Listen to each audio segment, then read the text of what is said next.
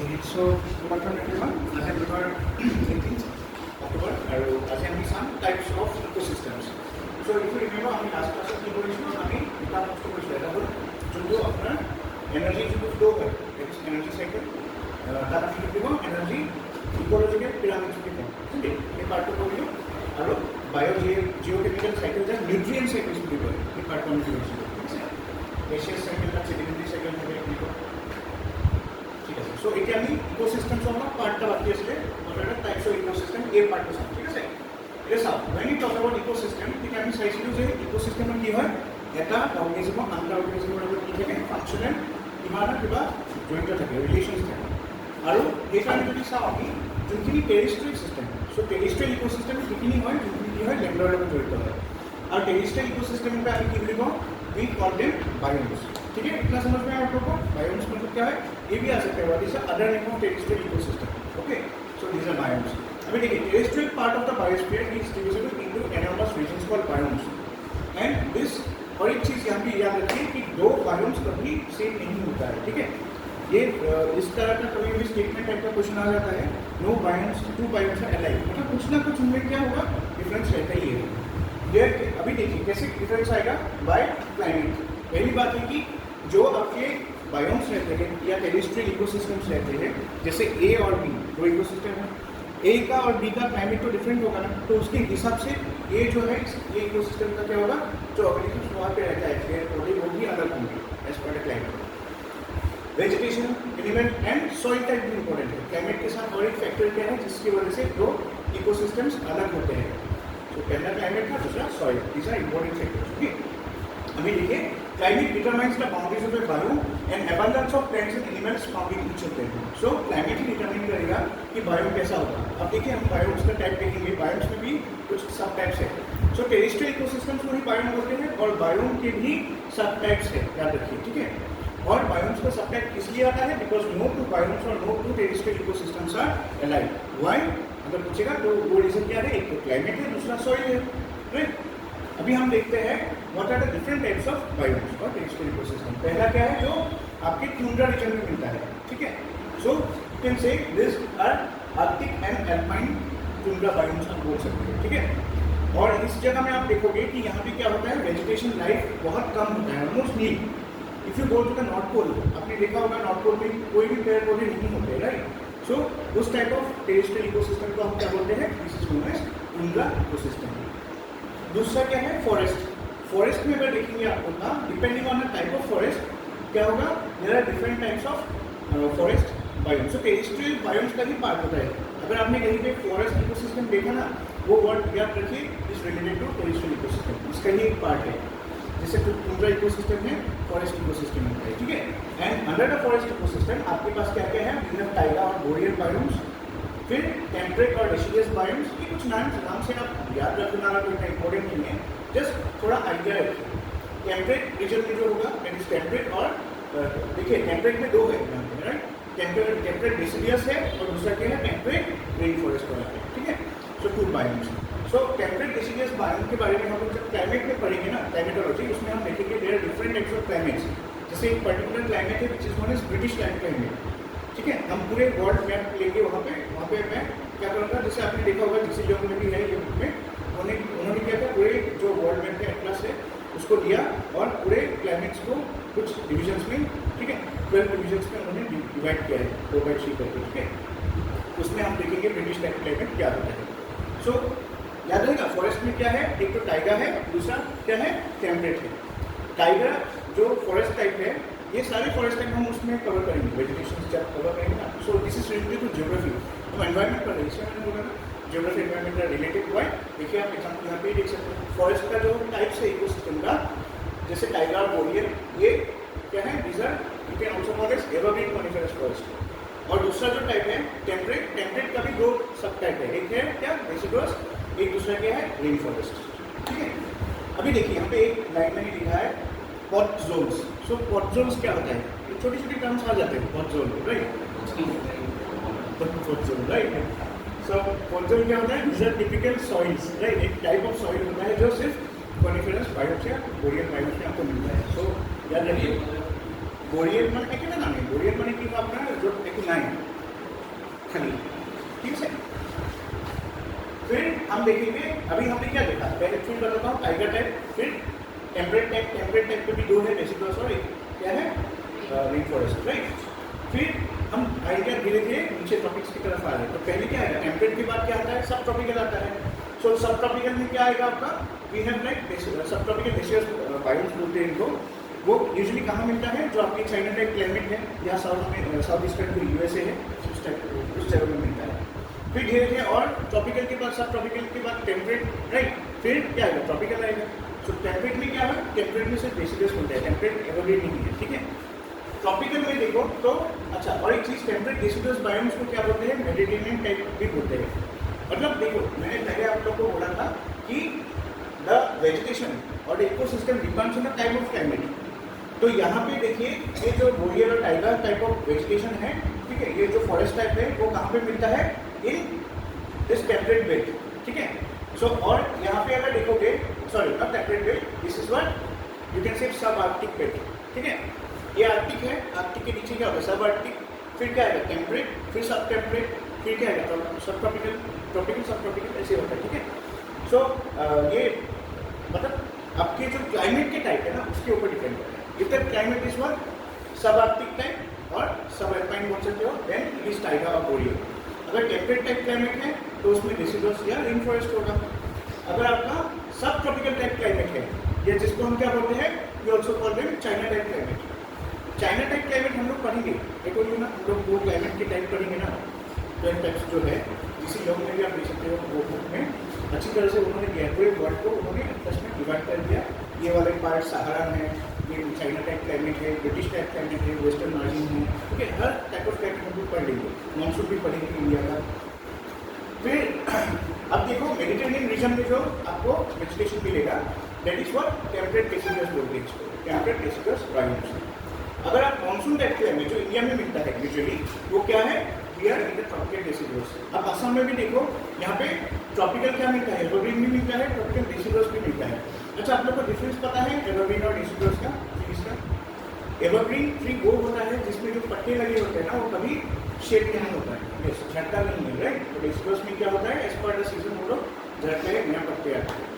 Okay, next जो है आपका सवाना टाइप बोलते हैं, ये यूजुअली आपका अफ्रीकन रीजन जो ड्राई एरिया है वहाँ पे मिलता है, ठीक है। सो इसको सहारा टाइप भी बोल सकते हो, ट्रॉपिकल एरिया ड्राई बायोम भी बोल सकते हो। और ये क्या है, ट्रॉपिकल रेन फॉरेस्ट बायोम। ये रखने की कोई जरूरत नहीं है, ठीक है। Just I am telling you this things, why, because we are studying terrestrial और टेरेस्ट्रियल इकोसिस्टम, और जिसको बायोम्स बोलते हैं बाय डिफॉल्ट, ठीक है। सो इसी बायोम्स के अंदर ही अलग अलग पार्ट है। अब इसको याद रखने के लिए सबसे बढ़िया मैं ट्रिक बता देता हूँ, जो आपके पोलर रीजन्स है, आप चाहे नॉर्थ पोल हो साउथ पोल हो, वहाँ से आप इक्वेटर की तरफ जाओ, जितने भी जगह आप चेंज करोगे ना, क्लाइमेट चेंज होगा, उसके हिसाब से आपके बायोम्स भी चेंज होंगे। इफ यू सी, पहले क्या है, टुंड्रा है, आर्कटिक, राइट। फिर आर्कटिक एल्पाइन जो है उस रीजन से नीचे आओगे तो क्या होगा, सब आर्कटिक होगा। सब आर्कटिक के बाद क्या होगा, टेम्परेट, फिर सब टेम्परेट, राइट। हम धीरे धीरे कैसे आ रहे हैं देखिए, फिर ट्रॉपिकल में आएगा, राइट। और सवाना, सवाना भी ट्रॉपिकल, ये चारों आप तीनों देखो, ये ट्रॉपिकल भी है, ठीक है। सो ऐसे आप थोड़ा याद कर सकते हो इसको, मैप। और एक चीज़, जब आप ज्योग्राफी पढ़ोगे ना, always keep the world map in with you, तब आपको इजी होगा। मैं क्या करता था, when I used to make notes, मैं पूरा वर्ल्ड मैप देखता था, उसमें वेजिटेशन ड्रॉ करता था, इक्वेटर वगैरह जो जो लाइन से लैटिट्यूड, लॉन्गिट्यूड, ट्रॉपिकल, कैप्रिकॉर्न, ठीक है, वो सारी चीज़ें ड्रॉ करता था। वैसे में एक बड़ा सा मैंने क्या किया था, आप जेरॉक्स मशीन जो है ना, बड़ा बड़ा वो लोग निकाल के देते हैं, मैग्नीफाई करके, एक दे दो आप ऐसे वर्ल्ड मैप, उसमें सारे जगह में, ठीक है, जिससे आप कोस्ट ड्रॉ कर सकते हो, डेजर्ट्स कहाँ है, प्लेट्यूज हमने पढ़ा था उस दिन कहाँ है, एक ही मैप में बनाना है, अलग अलग कलर्स यूज करना। सो ये हो गया कैसे टाइप का, ये this are all what, this are all types of forest ecosystem, ठीक है। सो मैं बोल रहा था, फिर मैं बोल रहा हूँ यहाँ पे देखिए, टेरेस्ट्रियल और जो बायोम्स है, टेरेस्ट्रियल इकोसिस्टम्स और बायोम्स अगर देखेंगे तो उसमें अलग अलग पार्ट है। टुंड्रा एक बायोम है, फॉरेस्ट एक बायोम है, ठीक है। फिर क्या आएगा आपका, वी हैव ग्रासलैंड बायोम और वी हैव डेजर्ट बायोम्स, ठीक है। ये चार टाइप ऑफ बायोम्स है। इसके अंदर भी पार्ट है जो हम लोग इतना इंपॉर्टेंट नहीं है, बट स्टिल ये मेन वाले याद रखेंगे। क्या क्या टाइप है, टुंड्रा है, फिर क्या है फॉरेस्ट, फिर क्या होगा आपका ग्रासलैंड्स एंड फोर्थ डेजर्ट, इसी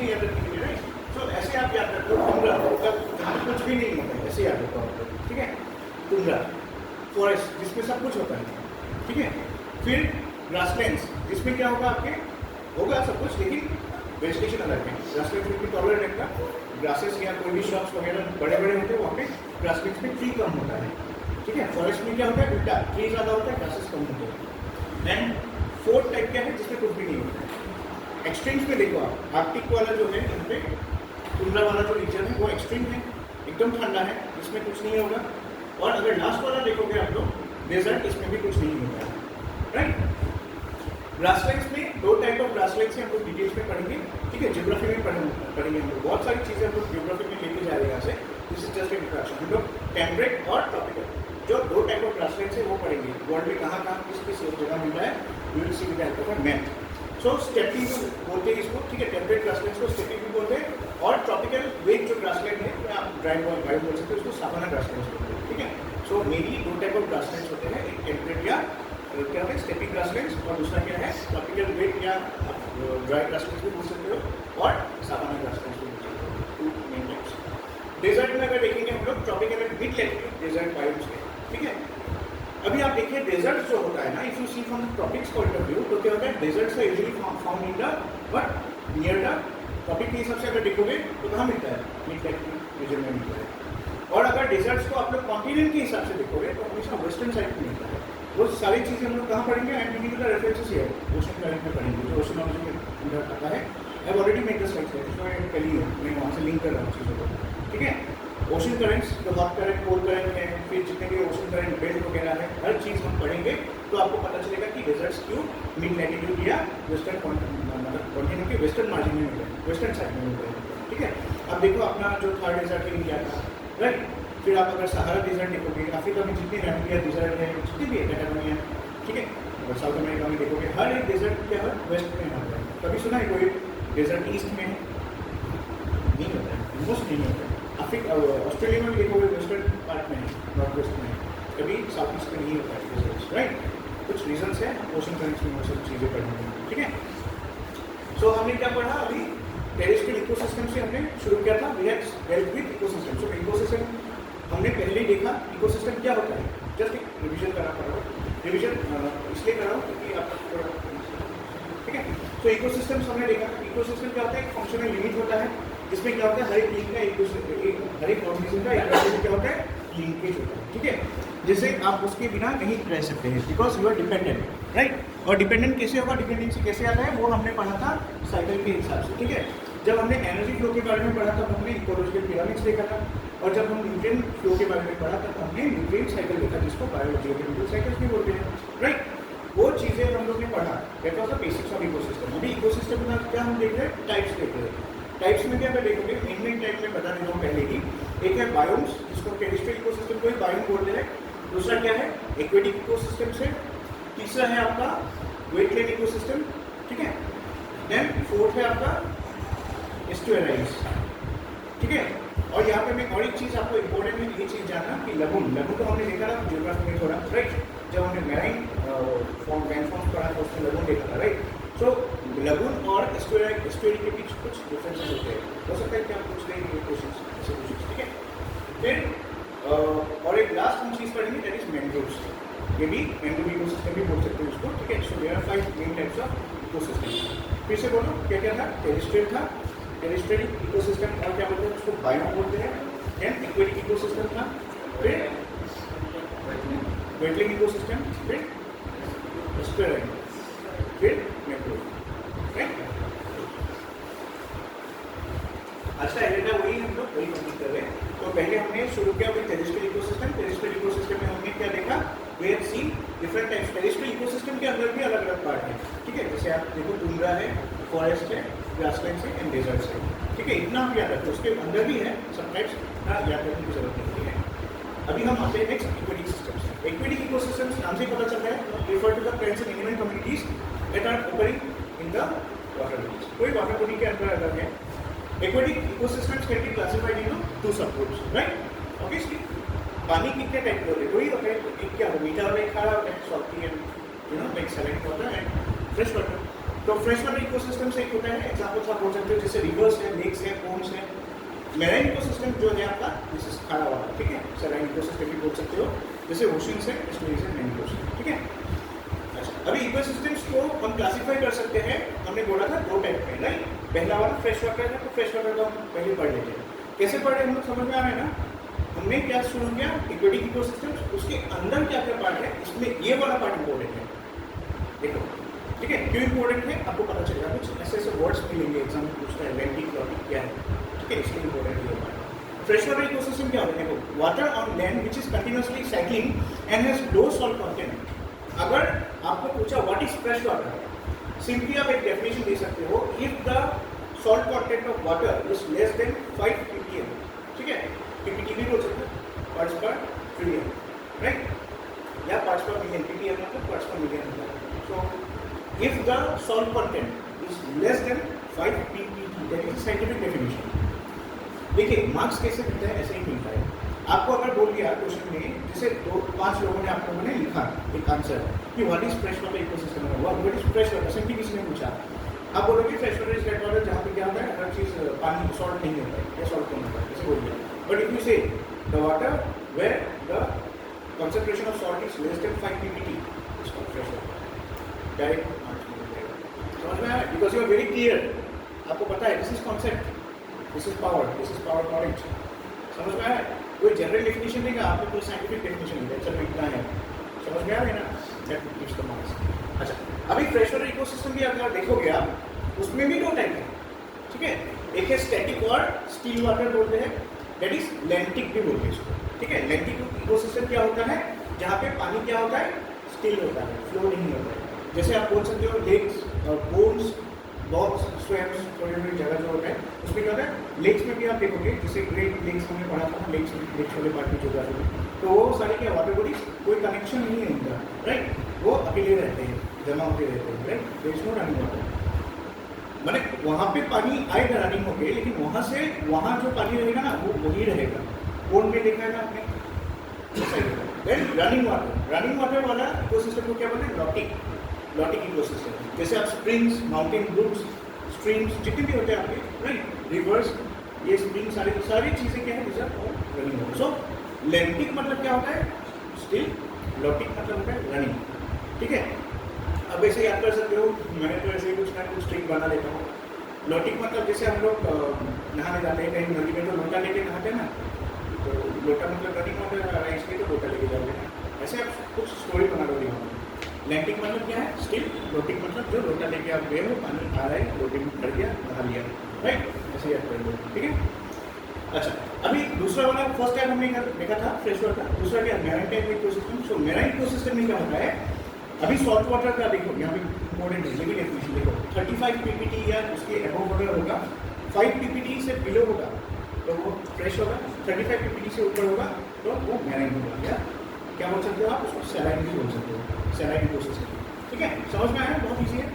अच्छा, एग्जाम्पल आप देख सकते हो, जैसे shallow seas and open oceans, brackish water ecosystem. अभी सुना नहीं है ब्रैकिश वाटर जैसे आपके केरला में मिलते हैं, सुना है ना, ब्रैकिश वाटर बहुत फेमस है, लोग जाते हैं वहाँ पे ब्रैकिश वाटर एंजॉय करने के लिए, ठीक है। जैसे घर के पीछे ही थोड़ा वो सागर के साथ कनेक्टेड है, थोड़ा मतलब डायरेक्ट कनेक्टेड नहीं है, वो पानी जमा होता है, सागर का पानी है, ठीक है, तो फ्रेश वाटर भी आता है, तो उस ब्रैकिश वाटर भी क्या होता है, बैक वाटर्स भी बोलते हैं इसको, ठीक है। इसमें क्या होता है, आपका जो सॉल्ट कॉन्सेंट्रेशन है दैट इज बिटवीन 5 to 35, मतलब बीच वाला है, समझ में।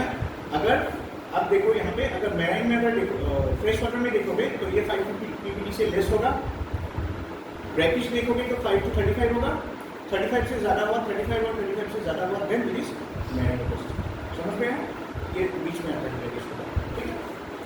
अभी हम कुछ ऑर्गेनिजम्स के बारे में देखते हैं, these are also very important, ठीक है, क्योंकि यूपीएससी में बहुत बार ये क्वेश्चंस पूछे गए हैं। जैसे आप देखें, the aquatic organisms are classified on the zone of occurrence, मतलब हर एक लेयर में ना पानी का अलग अलग ऑर्गेनिजम्स मिलता है। कुछ ऑर्गेनिज्म आप देखोगे पानी के ऊपर तैरते हैं, कोई एकदम नीचे जाता है, राइट, सो उसके हिसाब से अलग अलग क्लासिफिकेशन है ऑर्गेनिजम्स का। पहला ऑर्गेनिज्म क्या है, न्यूस्टन वो वाले ऑर्गेनिजम्स होते हैं, ऑर्गेनिज्म मतलब क्या होता है, प्लांट भी हो सकते हैं, इंसेक्ट्स, एनिमल्स, कुछ भी हो सकते हैं, ठीक है। So those organisms that live at the air water interface, पानी यहाँ पे है, ऊपर क्या है, एयर है, तो ऑब्वियसली ये इंटरफेस में पानी के सरफेस में रहते हैं। एग्जाम्पल आप फ्लोटिंग प्लेन्स ले सकते हैं, ठीक है। फ्लोटिंग प्लेन्स को आप देखोगे वो क्या होता है, हमेशा पानी के ऊपर नहीं रहता, लेकिन पानी उसका जो नीचे वाला पार्ट है प्लेन का वो पानी को टच होता है, ऊपर वाला पार्ट एयर को टच होता है। सो ये somewhere between air and water, ठीक है। कुछ प्लेन सबमर्ज होते हैं, राइट, सो वो अलग होते हैं। फिर देखिए यहाँ पे पेरिफाइटन, पेरिफाइटन क्या होता है, दोस these are organisms which remain attached to the stems and leaves of rooted plants or substances emerging above the bottom mark such as sessile algae. So organisms which remain attached to stems and leaves of rooted plants, क्या बोला है देखो, organisms which remain attached to stems and leaves of rooted plants or substances emerging above the bottom mark, मतलब जो आपके कुछ organisms ऐसे होते हैं, जैसे मान लो लोटस, लोटस को देखा है ना, इसके स्टेम्स कहाँ पे होते हैं, एकदम नीचे होते हैं मर्ड्स में, राइट, लेकिन लोटस कहाँ पे ऊपर में खिलता है, राइट। सो लोटस को हम क्या बोलेंगे, इट्स अ म्यूस्टल, राइट, बिकॉज वो एयर वाटर सरफेस में है क्या, नहीं। रूट्स को देखो, रूट्स, कुछ प्लांट्स ऐसे होते हैं जिसका रूट्स नीचे जाता ही नहीं है, ये कंफ्यूज मत होना, मैंने इसलिए लोटस का एग्जाम्पल देखा था। मेटेका सुना है, मेटेका, मेटेका, मेटेका का रूट्स कहाँ होते हैं, नीचे होते हैं क्या, नहीं, वो फ्लोट करते रहते हैं। So they are example of neuston, but lotus is example of periphyton, क्यों, बिकॉज उसके स्टेम्स मड में है, नीचे है, चाहे हालांकि वो उसका लीफ और वो फ्लावर चाहे पानी के इंटरफेस में हो, बट उसका रूट्स जड़ कहाँ पे है वो देखना पड़ता है। तो मैं ऑर्गेनिजम्स को कैसे डिफाइन करते हैं, तो न्यूस्टन में क्या होता है, उसके रूट्स वगैरह सब मतलब फ्लोट करते रहते हैं और उसका जो बाकी पार्ट्स है कहते हैं वो सरफेस में रहते हैं। लोटस का रूट्स एकदम नीचे फिक्स है और बाकी इसके तरह ही है, लेकिन रूट्स का डिफरेंस है, ठीक है। एक फ्लोटिंग है, एक क्या है मड में। प्लैंकटन, प्लैंकटन क्या होता है, this are microscopic floating organisms such as algae, diatoms बोलते हैं, प्रोटोजोआन्स होते हैं और लार्वल फॉर्म्स, ठीक है। सो कलेक्टिवली ये ऑर्गेनिजम्स क्या होते हैं, they just float about the water, ठीक है। एल्गी हो सकता है, हम ये माइक्रोस्कोपिक चीज़ है, हम देख नहीं सकते, राइट। अगर सैंपल लेके आओगे तब हम उस माइक्रोस्कोप के अंदर देख सकते हैं कि ये प्रोटोजोआ है, ये एल्गी है, पानी के ऊपर है, तो ऐसे ऑर्गेनिजम्स को प्लैंकटन बोलते हैं, ठीक है। और this group includes both microscopic plants like algae and animals like crustaceans and protozoas. मतलब क्या बोल रहा है, देखो प्लैंकटन जो होता है ना, इट्स ऑफ टू टाइप्स, एक क्या होता है आपका जिसको फाइटोप्लैंकटन बोलते हैं और दूसरा क्या होता है जू प्लैंकटन। जू से याद रखिए आप, this is related to animal, phyto मतलब प्लांट्स के साथ, ठीक है। अभी जैसे आप देखो कोई माइक्रोस्कोपिक प्लांट्स हैं, you can call them what, phytoplankton. और कुछ एनिमल्स भी होते हैं जैसे क्रूस्टेशियंस, क्रूस्टेशियंस की कैटेगरी में कौन कौन से आते हैं, श्रिम्प आते हैं, क्या बोलते हैं इसको, मिसामस, राइट, उस टाइप की जो चीज़ें होती हैं क्रूस्टेशियंस बोलते हैं। और कुछ प्रोटोजोआन्स भी होते हैं। सो दीज आर माइक्रोस्कोपिक, याद रखिए। सो याद रहेगा, जो आपके फाइटोप्लैंक्टन्स हैं उसमें जो रहने वाले एल्गी है, ठीक है, वो माइक्रोस्कोपिक होता है, लेकिन जो जू प्लैंक्टन है, ठीक है, वो क्या हो गए, दिस आर मैक्रोस्कोपिक, बड़े साइज में, जैसे क्रूस्टेशियंस बोलो, ठीक है, प्रोटोजोआन्स। अभी देखिए एक चीज़ यहाँ पे देखिए, ये ऐसे आप लोग कन्फ्यूजन होगा कि जो हम लोग पढ़ रहे हैं प्लैंकटन, उसमें दो टाइप के मैंने बोला, दो टाइप में भी आप अगर देखोगे, मैं किसी नहीं समझा रहा हूँ, फाइटोप्लैंक्टन वो होते हैं जिसमें क्या होता है, एल्गे भी आएंगे, प्लांट्स भी आएंगे। अगर एल्गे आएंगे दैट इज माइक्रोस्कोपिक, अगर प्लांट्स आएंगे मैक्रोस्कोपिक। मतलब फाइटोप्लैंक्टन में भी माइक्रो मैक्रो है और जूप्लैंक्टन में भी माइक्रो मैक्रो है, ठीक है। अभी क्लियर हुआ, जूप्लैंक्टन में मैक्रो कौन सा होगा, क्रूस्टेशियंस होगा, माइक्रो कौन होगा, प्रोटोजोआन्स होगा, समझ में आया। सो ये क्वेश्चन से क्लियर करते हैं वो लोग, यूपीएससी या कोई भी ये एग्जाम के स्टेटमेंट वाले जो क्वेश्चन देते हैं ना, वो लोग ऐसे लिख देंगे, phytoplanktons are microscopic and zooplanktons are macroscopic. सब सोचेंगे फाइटोप्लैंक्टन तो प्लांट है, छोटे छोटे प्लांट की जाए, क्या है वो तो हम ऐसे भी देख नहीं सकते, ऐसे सोच लेगा माइक्रोस्कोपिक है, और जूप्लैंक्टन तो क्या एनिमल्स है और एनिमल्स ऑब्वियसली बड़े हैं। ऐसे कभी कभी हम लोग थोड़ा आउट ऑफ द बॉक्स सोचते हैं ना, गलत ठीक है हो जाता है, बट याद रखिए phytoplanktons are both micro and macroscopic, zooplanktons are also micro and macroscopic, ठीक है। इसमें कोई ऐसा डिमार्केशन नहीं है कि ये छोटा होगा ये बड़ा ही होगा, समझिए, ठीक है। Anyways, the locomotory power of the plankton is limited, so their distribution is controlled largely by currents in the aquatic ecosystems. अगर देखोगे आप ये जो क्रूस्टेशियंस है या इसमें अगर देखोगे एल्गीज वगैरह है फाइटोप्लैंक्टन में, तो उनका क्या होता है, लोकोमोटरी पावर नहीं है। लोकोमोटरी पावर मतलब क्या होता है, उनका इतना मतलब क्या बोलते हैं इसको, कैपेसिटी नहीं है कि वो लोग खुद जाके अगेंस्ट द टाइड स्विम करके क्या कुछ करके जाएंगे।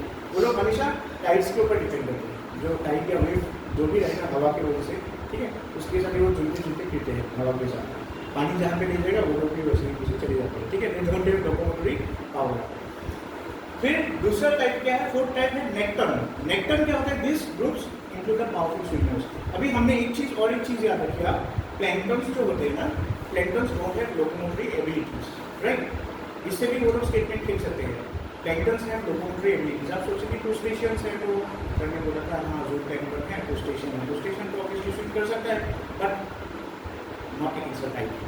वो हमेशा पानी या जो वेव का जो डायरेक्शन होगा, हवा का डायरेक्शन होगा, उसके हिसाब से पानी वो ले जाएगा, वो उसी तरफ ही जाते हैं, राइट। बट कुछ ऑर्गेनिजम्स ऐसे भी होते हैं जो क्या है, जिद्दी वाला है, राइट, वो अगेंस्ट द टाइड स्विम करेगा, and these are not snorkels, they are powerful swimmers and they can overcome the water currents, ठीक है, they are strong swimmers. Benthos, benthos का नाम से पता चला बेंथिक जोन में मिलता है, एंड बेंथिक जोन क्या होता है, जो एकदम फ्लोर होता है, राइट, वाटर बॉडी का फ्लोर जो होता है, that is known as benthic zone, और उस फ्लोर में भी कुछ ऑर्गेनिजम्स घूमते रहते हैं, these are known as benthos, ठीक है। सो टर्म समझ में आया, फिर से मैं बता देता हूँ। न्यूस्टन क्या होता है, जो फ्लोट करते रहते हैं, उसका रूट्स पूरा प्लांट ही फ्लोट करता है पानी में। पेरिफाइटन क्या होता है, जो फ्लोट करता है एक पार्ट, लेकिन स्टेम और रूट कहाँ पे होता है, नीचे होता है। प्लैंक्टन में भी दो टाइप है, एक है आपका फाइटोप्लैंक्टन, एक है ज़ूप्लैंक्टन। फाइटोप्लैंक्टन में भी माइक्रोस्कोपिक और मैक्रोस्कोपिक है, माइक्रोस्कोपिक प्लांट्स होते हैं, माइक्रोस्कोपिक एल्गे होते हैं, और मैक्रोस्कोपिक प्लांट्स भी होते हैं, ठीक है। और ज़ूप्लैंक्टन में भी माइक्रोस्कोपिक मैक्रोस्कोपिक होता है। माइक्रोस्कोपिक कौन सा होगा, जैसे प्रोटोजोन्स होगा ज़ूप्लैंक्टन में, और मैक्रोस्कोपिक प्रोटोजोन्स कौन से होंगे, क्रूस्टेशियंस होंगे, ठीक है। फिर हमने देखा नेक्टर्न, और एक चीज, प्लैंक्टन्स क्या स्विमिंग नहीं कर सकता है, right, they can swim against the current, but nekton can swim against the current, they are powerful swimmers. And last वाला बेंथोस जो एकदम नीचे होता है, नीचे घूमते रहते हैं वो फ्लोर पे, ठीक है। So this are known as benthos. यहाँ पे कुछ पूछना है आप लोग को, क्लियर है ना? एक देखिए, इतना कॉम्प्लिकेटेड मत बनाइए, वेरी सिंपल, एक एक लाइन में आप लोग घर में जाके नोट्स बना लीजिए। ये क्या है, होल प्लांट, ऐसे लिख लीजिए, whole plant remains in the interface, जैसे air water interface, whole plant ऐसे लिखिए, the flower and the leaf remains in the interface, but the stem and the root is attached to the floor of the water loop. Plankton में लिखिए, दो type है, ऐसे लिख लीजिए, macro example लीजिए। नेक्टर्न क्या होता है, पावरफुल स्विमर्स है, ये पावरफुल स्विमर्स नहीं है, ये पावरफुल स्विमर्स है नेक्टर्न, एंड बेंथोस क्या होता है, जो एकदम नीचे रहते हैं, राइट। ये यूपीएससी में आई थिंक 2018 में आया था एक क्वेश्चन, 18 और 20 में, आप देखिए थोड़ा उसमें ये क्वेश्चन पेपर से, वहाँ से मैंने ये टर्म्स, मैं जब कोई भी स्लाइड बनाता हूँ, मेथड बनाता हूँ, मैं always see the question papers, तो मुझे लगता है कि ये वाला इंपॉर्टेंट ये टर्म्स आया है, तो मैंने सारा टर्म्स इसके एक्वेटिक ऑर्गेनिजम्स का दिया है, this is very important, okay. अच्छा, अभी हम कुछ फैक्टर्स देखेंगे, लिमिटिंग फैक्टर्स। आपको याद है हमने लिमिटिंग फैक्टर्स कहाँ पढ़ा था, ज्योग्राफी में पढ़ा था कि नहीं, लिमिटिंग फैक्टर्स, या एनवायरमेंट में पढ़ा था। लिमिटिंग फैक्टर्स क्या होता है, जो चीज़ क्या होता है उस प्लांट या ऑर्गेनिज्म का ग्रोथ को रोक सकता है, जैसे हमने कहाँ पढ़ा था, एनवायरमेंट में ही पढ़ा था। इफ यू रिमेंबर, मैंने एक एग्जांपल दिया था आपको, जो बड़े बड़े ट्रीज होते हैं उसके कैनोपीज बहुत बड़े बड़े होते हैं, जो उसका क्राउन होता है वो बहुत बड़ा होता है। इससे क्या होता है, जो छोटे छोटे प्लांट्स उसके नीचे रहते हैं ना, वो मर जाते हैं। सो उस प्लांट के लिए वो कैनोपी लिमिटिंग फैक्टर बन गया, तो उसके मरने का कारण बना ना, समझ में आ रहा है ना। सो लिमिटिंग फैक्टर्स हो जाते हैं। अभी देखिए, एक्वेटिक हैबिटेट्स के लिए लिमिटिंग फैक्टर क्या हो सकता है, पहला तो ऑब्वियसली सनलाइट है ना, सनलाइट नहीं होगा तो क्या होगा, किसी किसी रीजन्स में क्या होगा, सनलाइट नहीं गिरेगा तो वो लोग ऑर्गेनिज्म वहाँ पे कम पाए जाते हैं। अगर सनलाइट में भी आप देखोगे, सनलाइट जहाँ पे गिरता है उसको फोटिक जोन बोलते हैं, ठीक है, फोटिक जोन। और एक ऐसा पार्ट मिलेगा जो क्या है, जहाँ पे सनलाइट गिरता ही नहीं है, अंधेरा रहता है वहाँ पे, ठीक है, दिस इज नॉट एज एफोटिक। अगर आप देखोगे पैसिफिक ओशन में ऐसे ऐसे ऑर्गेनिजम्स पाए जाते हैं, तो एफोटिक जोन में जो वो क्या करता है, उनके बॉडी से क्या होता है, ल्यूमिनेशन से प्रोसेस होता है, फोटोल्यूमिनेशन, वो खुद से ही कुछ रेडिएशन केमिकल रिएक्शंस होते हैं, वो खुद से ही लाइट निकालते हैं, जो एकदम डार्कनेस में रहते हैं। देखो नेशनल जियोग्राफिक चैनल में लगभग दिखाता है ऐसा, कुछ ऑर्गेनिज्म एकदम नीचे लाइट नहीं होता है, अंधेरा, ठीक है। So this are aphotic organisms. और फोटिक ऑर्गेनिजम्स में लेकिन जो ये बायोल्यूमिनेसेंस वाला पावर है ना, वो नहीं होता है। अब इसको भी देखो, ये क्या बोलते हैं इसको, रात को निकलना है ना, वो जुगनू, हाँ क्या बोलते हैं इसको, जुनाकी, जुनाकी पोड़ा भी क्या करता है, दैट इज ऑल्सो फोटोल्यूमिनेसेंस, राइट। अंधेरे में जो निकलता है कुछ कुछ इंसेक्ट्स या ऑर्गेनिजम्स के पास वो पावर नहीं है। एनीवेज, पहला लिमिटिंग फैक्टर क्या हो गया? सनलाइट। दूसरा लिमिटिंग फैक्टर क्या है? Dissolve oxygen. अगर देखो in fresh water the average concentration of the dissolve oxygen is 10, ये फैक्ट इंपॉर्टेंट है, 10 पार्ट्स पर मिलियन ppm by weight होता है, ठीक है। फ्रेश वाटर में जो डिसॉल्व ऑक्सीजन है वो सबसे ज़्यादा होता है, राइट। सो इसलिए आप देखोगे फ्रेश वाटर में जो ऑर्गेनिजम्स रहते हैं ना, उसको अगर आप सॉल्ट वाटर में ले जाओगे ना, वो मर जाएगा, क्योंकि उसको ऑक्सीजन नहीं मिलता। जैसे हम लोग को ऑक्सीजन मिल रहा है ना, ये ऑक्सीजन हम लोग डायरेक्टली क्या करेंगे? एटमोस्फेयर से ले रहे हैं। आपको पता होगा एटमोस्फेयर में ऑक्सीजन नहीं, अलग अलग गैसेस है, लेकिन हमारे बॉडी के जो ऑर्गेनिजम्स है, आई मीन ऑर्गेन्स है, जैसे लंग्स है, तो वो क्या करता है? उस चीज़ को सेपरेट कर देता है, ऑक्सीजन जो चाहिए वो ब्लड स्ट्रीम में भेज देता है, बाकी हम निकाल लेते हैं, राइट। सो डिसॉल्व ऑक्सीजन भी ऐसा होता है। फ्रेश वाटर में सबसे ज़्यादा मिलता है कितना? 10 ppm by weight। अभी पार्ट्स पर मिलियन मतलब आपको समझ में आया होगा कि मतलब 1 मिलियन, आप देखो आप ऐसे बोल सकते हो 1 मिलियन अगर आपने कुछ भी सब्सटेंस लिया तो उसका 10वीं पार्ट ऑक्सीजन होगा, इसका ये मतलब है। जैसे आप मान लो, और देखो ये क्या होता है? बाय वेट, बाय वॉल्यूम भी होता है ppm, वेट के हिसाब से बोल रहा है, बाय वॉल्यूम अलग होता है, ठीक है। ppm बाय वेट होता है, ppm बाय वॉल्यूम बड़ी चीज़ होता है। ppm बाय वेट मतलब क्या है? अगर आपने उसका सैंपल लिया, ठीक है, बहुत सैम्पलिंग चीज़ें जैसे एवोगेड्रोस नंबर वगैरह होता है, उसे मल्टीप्लाई किया, ठीक है, यानी करके कांस्टेंट यूज होता है। आप थोड़ा देख सकते हो इसमें 6.02 3 फैक्टर होता है, ठीक है। उसके हिसाब से मल्टीप्लाई करोगे मिलियन से, उसके जो 10वीं हिस्सा है that is what? Dissolve oxygen. So 10 ppm से नीचे अगर होगा तो क्या होगा? वो ऑर्गेनिज्म अगर 10 या 10 से उसको ऊपर चाहिए, पर उसको मिल रहा है फ्रेश वाटर में कि सॉफ्ट वाटर में कितना मिलेगा? सपोज 5 मान लो, क्यों? फ्रेश सॉफ्ट वाटर में क्या होता है? ppm जो होता है ना ऑक्सीजन का, वो क्या है? कम होता है, इसलिए क्या होता है? ये वहाँ टिक नहीं पाते। विंटर किल, ये सुना है एक बार? विंटर किल क्या होता है? ये आपको दिखाई देगा अभी ठंडी के दिन में। हमारे यहाँ पे नहीं होता है शायद, लेकिन किसी जगह में जहाँ बर्फ गिरता है ना, आइस वगैरह, वहाँ पे दिखाई देता है। क्या होता है? An ice on top of the water body can effectively cut off light. तो आपने देखा ही होगा, जैसे if you see North America वगैरह जाओगे, अभी मैंने कल एक ब्लॉग देखा था US का, वहाँ पे 12 डिग्री चल रहा है अभी, 12 डिग्री। अभी सोचिए विंटर्स में कम, तो कितना ठंडा होगा। न्यूयॉर्क का एक वीडियो देख रहा था मैं लाइव स्ट्रीमिंग, उसमें देखा मैंने 10-12 डिग्री ऐसा होता है तो दिन में, रात को तो घटेगा, राइट। सो अभी सोचिए नॉर्थ अमेरिका में हमें देखेंगे most of the lakes are frozen, तो क्या होता है? कंप्लीट सनलाइट को ब्लॉक कर देगा। सो उससे क्या होगा? Photosynthesis will stop.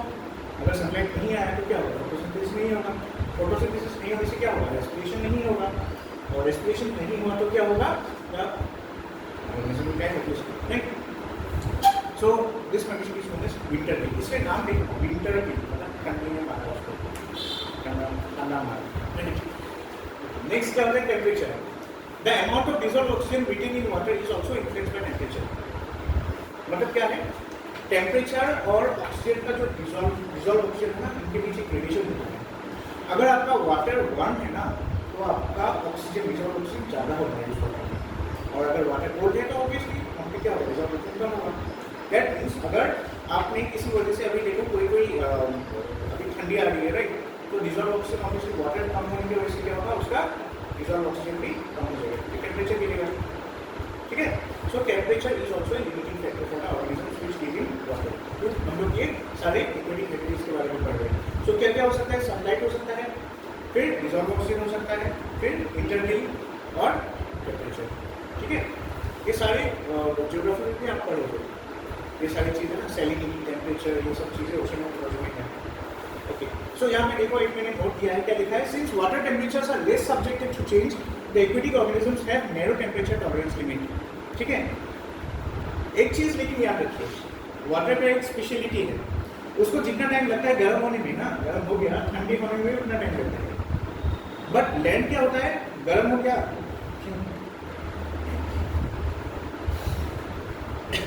ठीक है। चलो, सो क्या आपके साथों से कि मैं हमने क्या देखा था? Water temperature subjected to change, less change. अगर हम टेरेस्ट्रियल इकोसिस्टम के बारे में बोलते हैं ना, तो क्या होता है कि लैंड जो होता है ना, लैंड में जल्दी गर्म होगा और जल्दी ठंडा हो जाता है, लेकिन पानी में ऐसा नहीं है। पानी में क्या होता है? टेम्परेचर जो है they are less subjected to change. अभी देखिए ग्लोबल वार्मिंग की वजह से हमारा 2-3 डिग्री एवरेज टेम्परेचर बढ़ गया है, तो पानी में बहुत ज़्यादा इफेक्ट नहीं हुआ है तक, लेकिन लैंड पे हम लोग तो सफ़र कर रहे हैं, लेकिन पानी में रहने वाले ऑर्गेनिज्म उतना सफ़र नहीं कर रहे हैं, करेंगे बाद में अगर बहुत ज़्यादा हो जाएगा, but why because the temperature are less subjected to change, ठीक है। सो अभी देखिए किसी किसी ऑर्गेनिजम्स में क्या होता है, आपका टेम्परेचर का जो सहन करने का टॉलरेंस शक्ति जो है ना वो बहुत ज़्यादा होता है, और किसी किसी का बहुत सेंसिटिव होता है। ये चीज़ मैंने पढ़ा था आपको यहाँ पे, थर्मोहेलाइन याद है, थर्मोहेलाइन और यूरोहेलाइन ऑर्गेनिजम्स याद है, एनवायरनमेंट में मैंने पढ़ा था पहले, थर्मोहेलाइन और यूरोहेलाइन। यूरोहेलाइन जो होता है वो क्या होता है, उसका रेंज बड़ा है, ठीक है, वो आप देख लेना वो वाले पिक्चर में है। सो कुछ ऑर्गेनिजम्स होते हैं, जैसे आप एक छोटा मछली लेके आओ, gold fish, right, gold fish क्या है, एक्सोटिक स्पीसीज है, बाहर से लाए हुए हैं, उसको अपने पानी में रख दिया, ठीक है, वो सर्वाइव करेगा, लेकिन किसी वजह से आपका टेम्परेचर थोड़ा भी गर्म हो गया, मर गया, उल्टा लटक जाएगा, ठीक है। क्यों होता है, because they can not tolerate the temperature change. लेकिन कुछ ऐसे होते हैं हमारे जैसे लोकल फिश, गर्म पानी में भी रख दो वो मस्त घूमते रहेगा, क्यों, because it can like yes affect us, ठीक है। फिर देखिए आप, as a result even small changes in water temperature are great threat to survival of aquatic organism when compared to changes in air temperature in the terrestrial ecosystem. मतलब बोला है कि water तो जल्दी गर्म नहीं होता है, बट गर्म एक बार हो गया ना, उसको ठंडा होने में भी बहुत टाइम लगेगा, इसलिए ऑर्गेनिजम्स ज़्यादा मरते हैं एक्वेटिक इकोसिस्टम में, ठीक है। लेकिन हमारा जो टेरेस्ट्रियल इकोसिस्टम है इसमें क्या होता है, एयर टेम्परेचर होता है, एयर टेम्परेचर क्या होता है, इट्स वेरी फ्लक्चुएटिंग। अभी गर्म है, अचानक से आप देखो, आपने देखा होगा ना मैक्सिमम एंड मिनिमम टेम्परेचर दिखाते हैं, राइट, क्यों, बिकॉज जैसे आज 32 डिग्री, सपोज मान लो 30 डिग्री है आज मैक्सिमम, तो आप देखोगे रात को 22 डिग्री दिखा है मिनिमम, 1 डिग्री टेम्परेचर चेंज आ रहा है, देखो why, because this is air temperature है, लेकिन वाटर टेम्परेचर में इतना डिफरेंस नहीं आता है, ठीक है, समझ में आया ना। अभी हम देखते हैं एक्वेटिक ऑर्गेनिजम्स को छोड़ के अभी हम लोग आते हैं एक्वेटिक इकोसिस्टम का एक स्पेशल केस, वेटलैंड इकोसिस्टम, ठीक है। सो ये क्या है, दिस इज वेटलैंड। अभी आप जस्ट एक ये यहाँ पे देख लो, ये इसके बारे में बोल रहा था।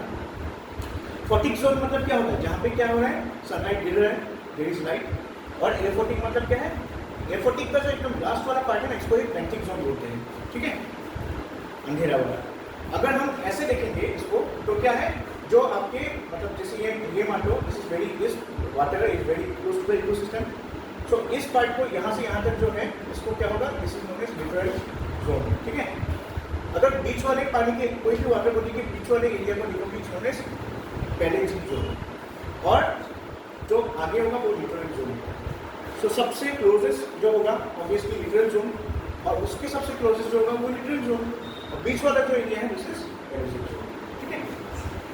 फोटिक, फिर एफोटिक, फिर आप देखो यहाँ पे ये जो जोन है बीच वाला, ठीक है, अच्छी तरह से देखो यहाँ पे, ये जो स्टार्टिंग वाला पार्ट है this is mixed layer. Mixed layer क्यों बोला है, इसमें देखो आप मिक्स्ड लेयर बोला है ना, why this part is known as mixed layer, water surface approximate thermocline electric सामान, दिस इज थर्मोक्लाइन। अच्छा थर्मोक्लाइन थोड़ा समझा देता हूँ। थर्मोक्लाइन हमने हमको ओशिनोग्राफी में ज़्यादा अच्छी तरह पढ़ना है, हेलोक्लाइन, थर्मोक्लाइन, ये सारी चीज़ें होते हैं। थर्मोक्लाइन वो वाला लाइन है, इमेजिनरी लाइन है, जहाँ पे क्या होता है, जहाँ तक पानी का टेम्परेचर नॉर्मल रहता है, फिर अचानक से थर्मोक्लाइन के बाद अगर जाओगे अचानक से वो घट जाएगा, पानी का टेम्परेचर ठंडा हो जाएगा। अब पानी में भी देखोगे ना, जैसे सरफेस के पास क्या होता है, पानी गर्म होता है, थोड़ा आगे जाओगे ना, फिर आपको कोल्डनेस ठंडा ठंडा लगेगा, ऊपर नॉर्मल लग रहा है कोहने का पानी जैसा, और नीचे लेकिन ठंडा ठंडा लगेगा, यस राइट, बिकॉज वो जहाँ से ठंडा शुरू हो रहा है ना, डेप्थ पॉइंट ऑफ उस जैसे आपको यहाँ से शुरू हो रहा है, तो इस लाइन को आप पानी में अगर रखोगे, जस्ट इमेजिन करोगे वो वाले हिस्सा क्या होगा, that will be the thermometer. अचानक से यहाँ से पानी ठंडा हो गया, सो ठीक है। वैसे ही आप हेलोक्लाइन एक मिलेगा हमको ओशिनोग्राफी में करेंगे, हेलोक्लाइन में क्या होता है, यहाँ तक सॉल्ट कम रहेगा, अचानक से सॉल्ट बढ़ जाएगा उस वाले इमेजिनरी लाइन से, ठीक है। सो थर्मोक्लाइन एंड हेलोक्लाइन दो इमेजिनरी लाइन से होते हैं। अच्छा, सो यहाँ पे मिक्स्ड लेयर क्यों बोला गया है, because reason,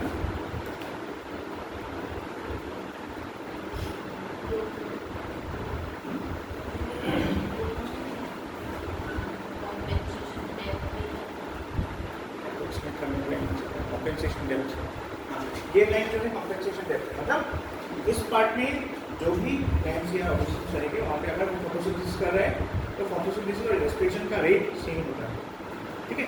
rate of photosynthesis and rate of respiration is same. So this जो जोन होता है ना, ये वाले जोन जो होता है ना, और ये भी क्या है, फोटिक जोन का ही पार्ट है, लेकिन ये वाले जोन क्या होता है, सबसे बेस्ट होता है, ज़्यादा ठंडा भी नहीं, ज़्यादा गर्म भी नहीं। And respiration rate of photosynthesis rate का मतलब रेट जो होगा वो सेम होता है उस पर्टिकुलर लेयर, ठीक है। सो मिक्स लेयर इसको बोलते हैं, जस्ट टू डिमार्केट, मतलब ये देखो यहाँ से यहाँ पूरा फोटिक जोन हो गया, और ये है, ये जो पार्ट है this is the habitable zone actually, इसको हैबिटेबल यहाँ पे लिखा नहीं है शायद, इसको कहते हैं, सो इसको ही हैबिटेबल जोन बोलते हैं। हैबिटेबल जोन क्या होता है, it's a part of the photic zone below the mix layer. Mix layer वो वाला पार्ट होता है जहाँ पे क्या होता है, यू कैन से वहाँ पे मतलब यू कैन से एप्रोप्रिएट नहीं होता है, मतलब इट्स नॉट हैबिटेबल। और प्लस क्या होता है, यू कैन से it's a part of photic zone but it's not habitable. और भी कुछ साइंटिफिक रीजन है इसमें मिक्स लेयर वगैरह, वही मैं पूछ रहा हूँ आपको क्या है।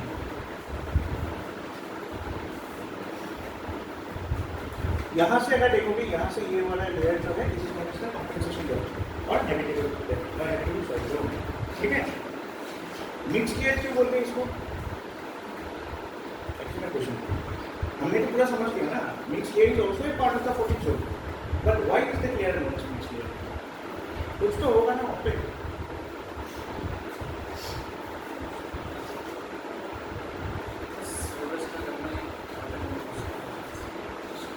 इसका रनिंग यहाँ पे भी कॉस्ट है, क्योंकि यहाँ तक फोटो जोन है, तो ये जो आपके कॉम्पेंसेशन डेप्थ है वहाँ तक भी पहुँचता है सनलाइट। मिक्स लेयर क्यों बोलते हैं, because it is the interface जहाँ पे एयर और वाटर का क्या होता है, डिस्ट्रैक्शन होता है, समझ में आएगा। सो ये जो डिजॉल्व ऑक्सीजन वगैरह जो होता है ना, यहाँ पे आपको ज़्यादा मिलेगा, लेकिन हैबिटेबल के मतलब टेम्परेचर, क्योंकि देखो सिर्फ डिजॉल्व ऑक्सीजन को लिमिटिंग फैक्टर नहीं था, डिजॉल्व ऑक्सीजन था क्या, टेम्परेचर भी था, और क्या था, देखा था ना टेम्परेचर, लिमिटिंग फैक्टर्स क्या क्या था, सनलाइट, डिजॉल्व ऑक्सीजन, वाटर की और टेम्परेचर, ठीक है। सो वाटर की छोड़ो, हम लोग टॉपिक्स के बारे में बोलते हैं यहाँ पे, ये टॉपिक। सो वाटर के लिए हमें यहाँ पे ठंडा भी नहीं होता है कि कोई ऑर्गेनिज्म मर जाए, ठीक है। सो सनलाइट एक फैक्टर है, ऑब्वियसली वो कॉमन है दोनों के लिए। बीओडी है, बायोकेमिकल ऑक्सीजन डिमांड, इसलिए अगर ज़्यादा होगा नीचे जाओगे तो क्या होगा, कम घटते जाएगा ऑक्सीजन। और तीसरा क्या हो सकता है, तीसरा क्या होता है टेम्परेचर, टेम्परेचर की वजह से, क्योंकि ये वाला लेयर में अगर देखोगे तीनों कंडीशन मीट कर रहा है, बीओडी भी आपका है, टेम्परेचर भी है, सनलाइट भी है, समझ में आया। बट इसमें सिर्फ बीओडी है, बीओडी ज़्यादा है, लेकिन बीओडी ज़्यादा वैसे क्या होगा, सपोज मान लो ऑक्सीजन बहुत ज़्यादा है, लेकिन सनलाइट का गैस जो आपके सनलाइट की वजह से जो गर्मी है वो ज़्यादा होगा इस लेयर में। बट ये लेयर में क्या होगा कंपेरेटिवली, हम जिसको बोलते हैं ना मिडिल में है, मतलब गर्म भी नहीं है ठंडा भी नहीं है, दो में, राइट, माइट डीप वार्म बोलते हैं ना, ये वाला लेयर डीप वार्म वाला लेयर है। और इसको मिक्स में इसलिए बोलते हैं बिकॉज यहाँ पे सारी चीज़ें मिक्स होता है, सनलाइट भी इंटरेक्ट करता है, ऑक्सीजन भी इंटरेक्ट करता है, ठीक है, interacts in this particular layer. कोई डाउट यहाँ पे, ये डायग्राम अच्छी तरह बना लेना, ये घर में जाके ना आप लोग एक काम कर लेना, ये वाला कौन सा लेयर है, थर्मोक्लाइन है। फिर देखो एक चीज़ और एक चीज़ याद रखना, थर्मोक्लाइन का जो होता है ना लेवल, वो क्या होता है, समर में अलग होता है, विंटर में अलग होता है। इसी बात है ना, थर्मोक्लाइन क्या होगा, समर में उसका जो थर्मोक्लाइन का जो ये वाला आप देख रहे हो ना, समर में क्या होगा, पानी थोड़ा और नीचे जाएगा थर्मोक्लाइन, फिर पानी ज़्यादा गर्म होगा। विंटर में क्या होगा, टेम्परेचर कम होगा तो ऑब्वियसली सनलाइट क्या होगा, सनलाइट तो नहीं होगा, बट सन आपको पता है ना विंटर कब होता है, when the sun is at the maximum distance, right, दूर होगा ना, क्योंकि इलिप्टिकल शेप है अपने ऑर्बिट का। सन अगर if it is very close to the orbit, I mean sun और अर्थ का डिस्टेंस समर में क्या होता है, कम होता है, जून 23 में, राइट, सितंबर 23 इक्विनॉक्स वगैरह आपको पता ही होगा ना।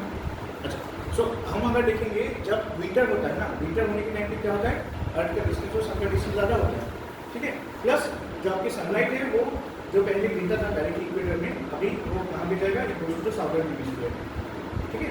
पहले नॉर्दर्न हेमिस्फीयर और इक्वेटर के बीच वो आईटी सीजन बोलते हैं, देखेंगे इंटरट्रॉपिकल कन्वर्जन जो बोलते हैं, वहीं घूमता रहता है सनलाइट, मतलब इक्वेटर से जाएगा फिर northern hemisphere, equator northern hemisphere, ऐसे घूमता रहता है सन ऐसे नहीं घूमता है। हम सोचते हैं ना इक्वेटर में डायरेक्टली ऐसे गिरता है, ऐसा नहीं होता है, एक्चुअली वो क्या होता है, it changes oscillates like a wave, right. इसको एक IPC से प्रोजेक्ट फ्यूजन को वो सिर्फ अभी मैं कंफ्यूज नहीं कर रहा हूँ आप लोग को, ज्योग्राफी का पार्ट है। तो जस्ट याद रखिए विंटर में क्या होता है, सन डायरेक्टली गिरता है वहाँ पे साउदर्न हेमिस्फीयर में। तो नॉर्दर्न हेमिस्फीयर की जो वाटर बॉडीज है ऑब्वियसली बात है वहाँ पे क्या होता है, ठंडी ज़्यादा होगा ना, sunlight is not falling directly, right. So उससे क्या होगा, वो वाटर बॉडीज फ्रीज हो जाते हैं। और दूसरा क्या है, थर्मोप्लान क्या होगा, इट विल गो अप। ये क्वेश्चन पूछ सकते हैं, during summer thermocline comes down, during winter thermocline will go up. क्यों, समझ में आया बात? नहीं ये है ना, है कि नहीं? छोड़ो, अच्छा मैं थोड़ा लिखा देता हूँ क्योंकि ऐसा नहीं लगना चाहिए कि बहुत टफ है, कुछ भी नहीं है, this is just simple science, ठीक है। देखिए नॉर्दर्न हेमिस्फीयर की बात करें हम लोग, when you talk about northern hemisphere तो क्या होता है, जैसे आप मान लो this is the sun and earth is this way, tilted axis, ठीक है। हम ये चीज़ें पढ़ेंगे इसमें 2.5 डिग्री तक टिल्ट होता है, ठीक है। अभी जब सन यहाँ पे हमारे इक्वेटर है, तो अभी नॉर्दर्न हेमिस्फीयर में क्या होगा, सनलाइट विल फॉल मोर, और यहाँ पे अगर देखोगे क्या है, सनलाइट सन का जो रेज है वो लेट से पहुँच रहा है, तो इससे क्या होता है, यहाँ पे मतलब नॉर्दर्न हेमिस्फीयर में समर के टाइम पे क्या होगा, मतलब नॉर्दर्न हेमिस्फीयर में क्या होता है, गर्मी होता है, राइट, समर में। और जो इसमें I mean when you talk about winter, तो उसमें क्या होता है अपना साउदर्न हेमिस्फीयर में कुछ ऐसा दिखता है कि सनलाइट जो गिर रहा है ना अभी, वो क्या होगा,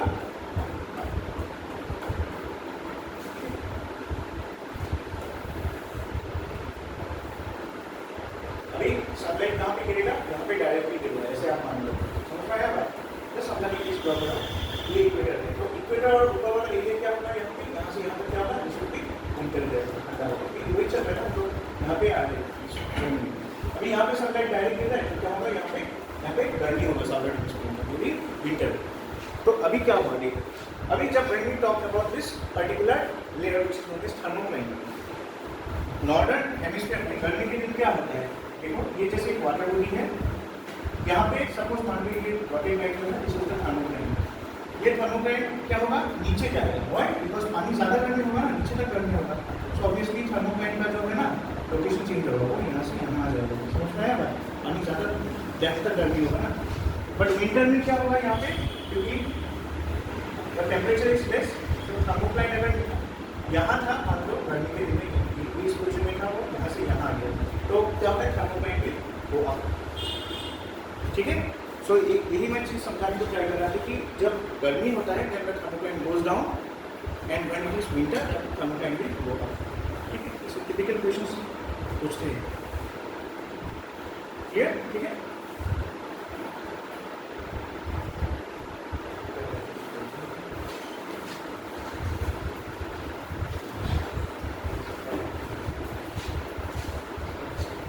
नेक्स्ट हम पढ़ते हैं और वेटलैंड्स।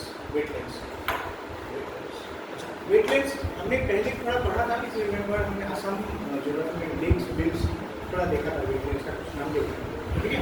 अभी तो हम लोग उसकी इंटरनेट चीज़ों में जाएंगे। तो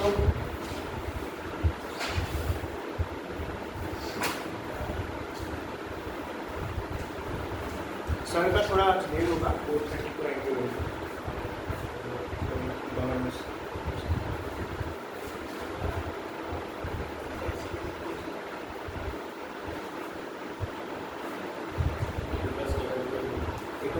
साइड अप कर कोई नहीं, 15 मिनट्स ब्रेक इसलिए सीक्वेंस टाइम से सिस्टम के लिए जब नेक्स्ट क्लास पोजीशन आपको कोई इंपॉर्टेंट पार्ट है, and these are important from but you know UPSC में नहीं आएगा, not my words, you can skip this part if you thinking about UPSC only, but if you are thinking of UPSC as well, इससे questions आते रहते हैं, okay.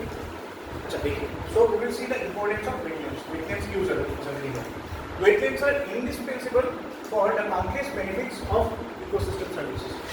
अभी benefits और ecosystem services, we have seen ecosystem services, right? In our last class we have seen ecosystem services क्या क्या होता है, right? क्या क्या होता है? सिंपल हम बोले तो एक क्या होता है, एनर्जी का जो ट्रांसफर होता है, न्यूट्रिएंट का ट्रांसफर होता है, ये जो मेन इंपॉर्टेंट चीज़ है इकोसिस्टम का। And they also provide humanity ranging from, क्या क्या प्रोवाइड करते हैं? वेटलैंड्स हमको फ्रेश वाटर सप्लाई देते हैं, wetlands give us food in the form of fish, they gives us some building materials, stone quarries वगैरह अगर देखेंगे, एंड बायोडाइवर्सिटी इंपॉर्टेंट है। फ्लड कंट्रोल के लिए असम गवर्नमेंट ने क्या किया है? अभी यही तो किया ना रिसेंटली बजट में, 200 करोड़ रुपए का एलोकेशन किया था, right, divert the flood water from Brahmaputra to the wetlands, वो भी फ्लड कंट्रोल तरीका है, वेटलैंड से रिलेटेड है। दूसरा क्या है? Ground water recharge. Ground water अगर आप देखोगे गर्मी के दिन में क्या होता है, ग्राउंड वाटर नीचे चला जाता है, वेटलैंड्स में अगर पानी रहेगा तो गवर्नमेंट ने कितना बढ़िया तरीका सोचा, देखो, और गवर्नमेंट ने मतलब इंटर फॉर्मल यूनियन से NESSC, right, north east space application centre, इन्होंने ये टेक्निक निकाला था। इन्होंने बोला कि जो आपके एक्सेस वाटर है, आप एक काम करो, डाइवर्ट करके बिल में रख लो, अगर नहीं रखोगे तो क्या होगा? गवर्नमेंट तो गवर्नमेंट ही होता है ना। आपको लग रहा है क्या ये कि सिर्फ फ्लड वाटर की बात है? अगर आपने नहीं बनाया, पानी सूख गया, वहाँ पे लोग आजकल बनाने लगे, दीपर बिल क्या हो गया, आज इतना क्यों डिबेट है? क्योंकि वो झील था पहले, उसको एनक्रोच किया गया, ठीक है, गवर्नमेंट लैंड था वो। अभी अगर गवर्नमेंट ने क्या किया, अब कुछ भी समझ लो, वो इकोलॉजी के लिए, जियोग्राफी के लिए, डिजास्टर मैनेजमेंट के पॉइंट ऑफ व्यू से, लेकिन उसके पॉलिटिकल एंगल भी है अगर आप देखोगे। अभी अगर वेटलैंड्स को ऐसे खाली रखोगे तो कल वहाँ पे फिलअप करके लोग घर बनाएंगे, तो बेटर ये है वेटलैंड को वेटलैंड बना देते हैं, पहले की तरह स्टेटस को मेंटेन करके नेचर वेटलैंड को खोल दो सारे, हाँ, सारे एरियाज में जितने भी घर हैं सब डूब जाएगा ऑटोमेटिक, बोलेंगे हाँ ये तो वेटलैंड, हमको क्या पता, जैसे नेचुरल वेटलैंड, और भी कुछ नहीं बोलता है, क्या नहीं है उनको तो पता ही है ये वेटलैंड है, इसको घर बनाए। तुम अगर पुकुर के ऊपर घर बनाओगे, पुकुर में पानी आ गया कहीं से, तो तुम्हारा भी ना white taking risk. So better उन्होंने ये चीज़ दो तरीके से किया, पॉलिटिकल वे से आप देखोगे इलेक्शन का खर्चा बच गया, बनना भी बच गया। दूसरा अगर देखोगे क्या, पानी, अभी गुवाहाटी में बहुत ज़्यादा क्या होता है, बानपानी होता है, फ्लड वाटर, अर्बन फ्लडिंग। सो गुवाहाटी से सारे पानी डाइवर्ट होंगे, प्लस ब्रह्मपुत्र से भी थोड़ा एक्सेस वाटर जो है ना, बहुत सारे लंबे वेटलैंड्स है वहाँ पे ले लेंगे। उससे प्रॉफिट क्या होगा, इकोनॉमिक पॉइंट ऑफ व्यू से देखो तो वहाँ पे मछली वगैरह उगाएंगे लोग, कम्युनिटी फिशिंग करेंगे, चलो वो सब अलाउड है, फिशिंग करो, खाओ, बस करो, गवर्नमेंट को थोड़ा रॉयल्टी लेके रहो, बस हो गया, उनको तो वही चाहिए ना रॉयल्टी। फिर और क्या क्या प्रॉफिट हो सकता है वेटलैंड से? जो ग्राउंड वाटर हमने देखा अभी रिचार्ज हो सकता है, क्योंकि गर्मी के दिन क्या होता है, अपना जो वाटर टेबल है वो नीचे चला जाएगा, ग्राउंड वाटर अगर वो उसमें पानी रहा तो क्या होगा, हमसे भी सीपेज होता रहेगा, उनको कंटिन्यूसली देता रहेगा, क्योंकि वहाँ पे एक नदी जो रिवर है वहाँ पे क्या हो गया, अगर सूख गया नीचे चला गया, लेकिन वेटलैंड में पानी है, वो पानी क्या करेगा, धीरे धीरे वाटर स्ट्रीम में जाता रहेगा, लोगों को कंटिन्यूस पानी मिलता रहेगा। So there are so many objectives. देखो प्लान तो सिंपल था कि डाइवर्ट करके डिपॉल बिल में या कोई भी बिल में ले जाओ, खिलखाको बिल में, लेकिन ओरिजिनल मोटिव अगर देखोगे बहुत सारे हैं ऑब्जेक्टिव्स, ठीक है। फिर क्लाइमेट चेंज मिटिगेशन के तरीके से भी देख सकते हो, गुवाहाटी में पानी का स्केर्सिटी कितना होता है। MPSC का अगर मेंस एग्जाम देने गए नेक्स्ट ईयर तो 20 लीटर 50 लीटर वाला खरीद लो पहले से डब्बा वगैरह, बहुत पानी का प्रॉब्लम है, हर डब्बा खरीद के पानी पीना पड़ता है, ऐसे लगता ही नहीं हम लोग गुवाहाटी में हैं।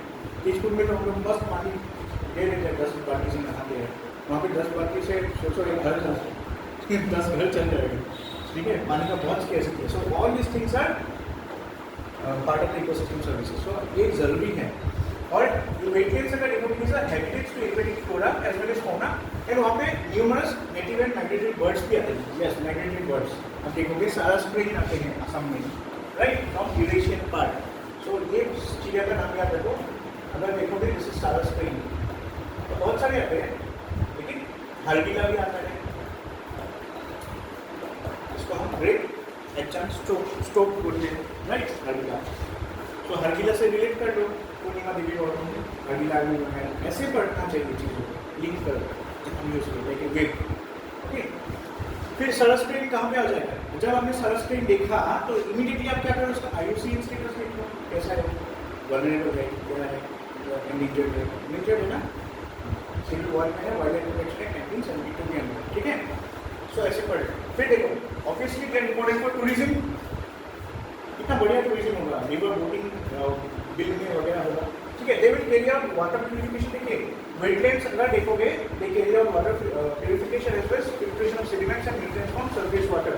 जो यूजुअली क्या होता है, सरफेस वाटर में बहुत सारे जो रिवर वाटर होता है बहुत पॉल्यूटेंट्स आते हैं, but wetlands act as what purifier, ठीक है, क्योंकि वही पानी को क्योर करके वो लोग हम डाइवर्ट कर सकते हैं ना अपने क्रिटिकल। फिर nutrient recycling, ground water recharging, stabilization of local climate, वो लोग माइक्रो क्लाइमेट्स भी बनाते हैं, बड़े बड़े जो वेटलैंड्स होते हैं इतना इम्पोर्टेंट है।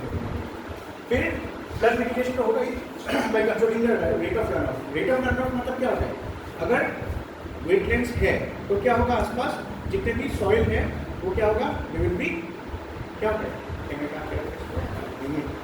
Moist, right. तो उससे क्या होगा कि जैसे आप मान लो कभी भी कुछ ये मतलब इरोजन वगैरह हुआ तो कंपेरेटिवली कम होता है, तो सरफेस रन ऑफ भी कम होगा due to the excess moisture in nearby areas. Okay, so that is why they can create a microclimate. और अगर देखोगे they also act as a riparian buffer, shorelines against erosion and pollutants, वही same चीज़ है erosion, and they act as a genetic reservoir for various species of plants, species. So आप wetlands में rice भी लगा सकते हो, अगर थोड़ा पानी कम हो गया ना, they will act as a fill also. तो थोड़ा डिमार्केट कर लो, थोड़ा जगह थोड़ा उसमें डेप्थ कर लो, थोड़ा नॉर्मल रख लो, तो वहाँ तक पानी एक लेवल तक आएगा, उसमें राइस डाल दो और ज़्यादा डेप्थ वाला हो गया वो पॉट की तरह काम करेगा। उसमें से भी आप डाइवर्ट कर सकते हो इरीगेशन की वजह से। आप पीएम कुसुम लगा दो, सोलर स्कीम कितने हैं ऐसे यूज करके पड़े, ठीक है, गवर्नमेंट स्कीम्स को। पीएम कुसुम जो है वो एक स्कीम है जहाँ पे यहाँ क्या होता है, सोलर पंप्स देते हैं गवर्नमेंट, राइट, सोलर पंप्स देते हैं। तो वो हम लोग वेटलैंड के साथ जब आप लोग हमसे लिखोगे वेटलैंड के ऊपर क्वेश्चन आए इस बार, तो अपने साथ भी आ जाएगा वेटलैंड्स में क्या क्या कर सकते हैं। इकोनॉमिक पॉइंट ऑफ व्यू से अगर देखोगे हम लोग क्या कर सकते हैं, फिशरी कर सकते हैं, river sorry wetland tourism promote कर सकते हैं, राइट। इंडिया में कहीं पे नहीं है वेटलैंड टूरिज्म, हम लोग कर सकते हैं आसाम में। फिर क्या कर सकते हैं हम लोग वेटलैंड्स के ऊपर, आई मीन वेटलैंड से हम लोग पानी डाइवर्ट कर सकते हैं इरीगेशन के लिए, right, with the help of renewable energy schemes like PM Kusum, solar use कर सकते हैं। So we can give so many directions for this, ऐसे चीज़ों को डील करके पढ़ना, ठीक है, तो मज़ा आएगा, मतलब वी विल एंजॉय।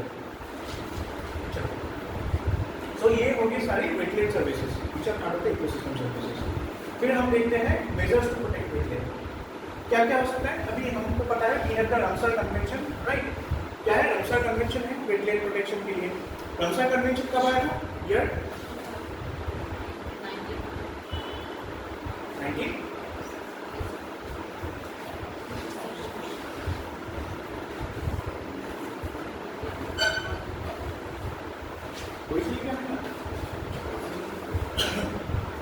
फिर रामसर साइट्स कितने हैं इंडिया में अभी, 13 प्लस 4, 13 प्लस 5,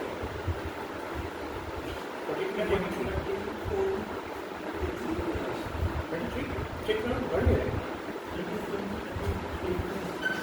ये तो देखो कंफर्म कर लो। रामसर साइट्स इन इंडिया से देखो आ जाएगा, एड क्या है शायद इस साल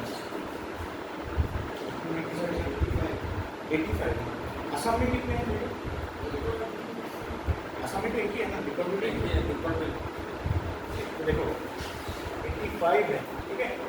पहले कि 79 कितना था इस साल, 6 या 5 ऐड किया गया, थोड़ा देख लेना कौन कौन से साइट्स ऐड किए गए इस साल, ठीक है, तो इम्पोर्टेंट है नया नया साइट्स कहाँ कितने।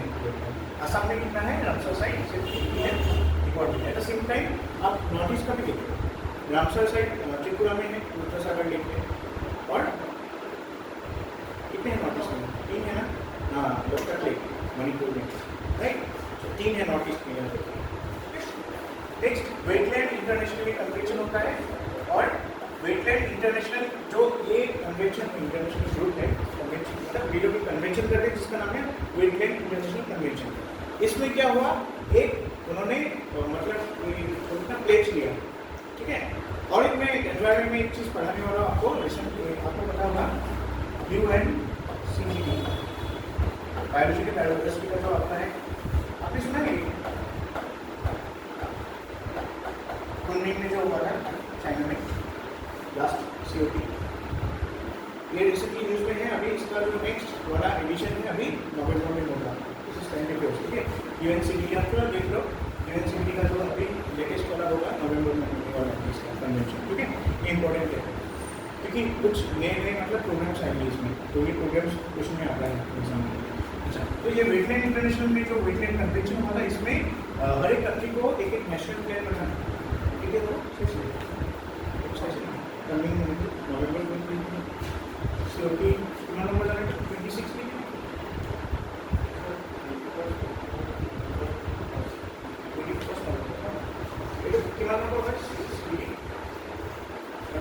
biological diversity,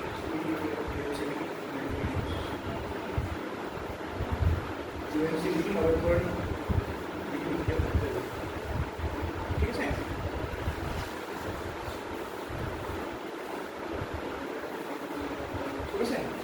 Here, 41 country wetland international convention on river. When they decide to it is every country we will adopt some national plans, conservation plans. And India was also part of that convention, and that is why India adopted the national wetlands conservation program. Okay.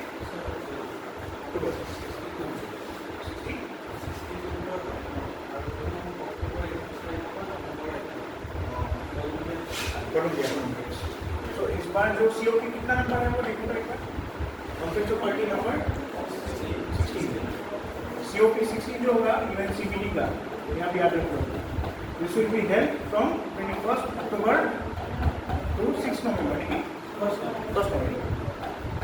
1 नवंबर ठीक है 2024 और ये इस बार कहाँ होगा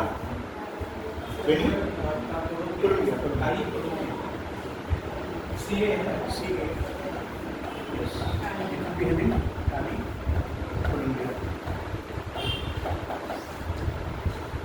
so United Nations or CBD is a process okay we will study about CBD there are three groups UNCBD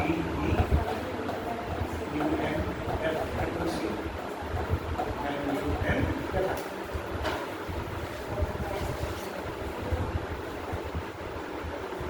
UNCCD right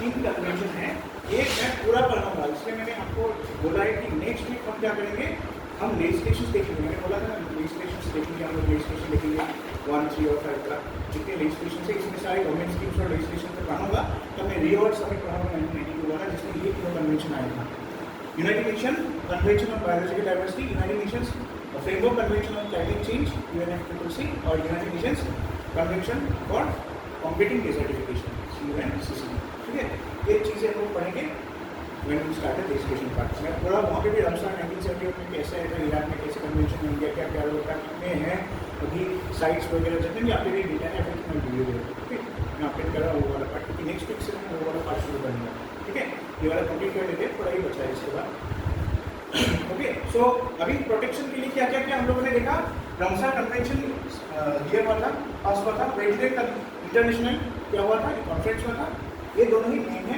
जिसकी वजह से अभी रमजान कन्वेंशन की वजह से रमसर साइट्स आए वर्ल्ड ओवर और एक चीज़ यहाँ पे देखो कि रमसर साइट वर्ल्ड में किस कंट्री में सबसे ज़्यादा मिलती है you know it's in Britain में सबसे ज़्यादा है ये छोटी छोटी चीज़ है याद रख लेना फिर वेटलैंड इंटरनेशनल जो है इसमें कन्वेंशन जो होता है इसके हिसाब से इंडिया ने एक पर्टिकुलर प्रोग्राम लिया जिसका नाम है NWCP ठीक है ज़्यादा नहीं है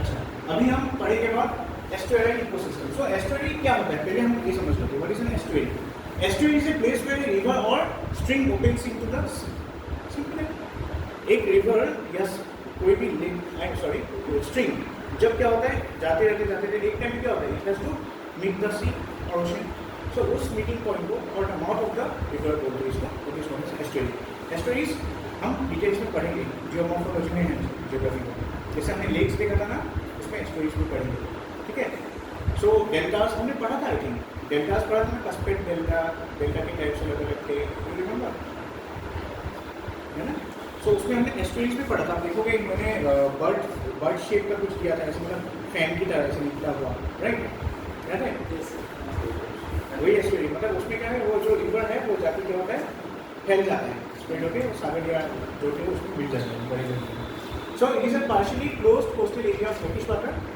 अब brackish water वही है हमने जो देखा था 0 to 25 के अंदर जो उसका क्वांटिटी होगा salinity और इसमें क्या होगा one or more rivers or streams are flowing into it with a tree connection process. Simple में अगर बोला जाए तो क्या होगा estuary is a meeting point between a river and a stream with sea or ocean.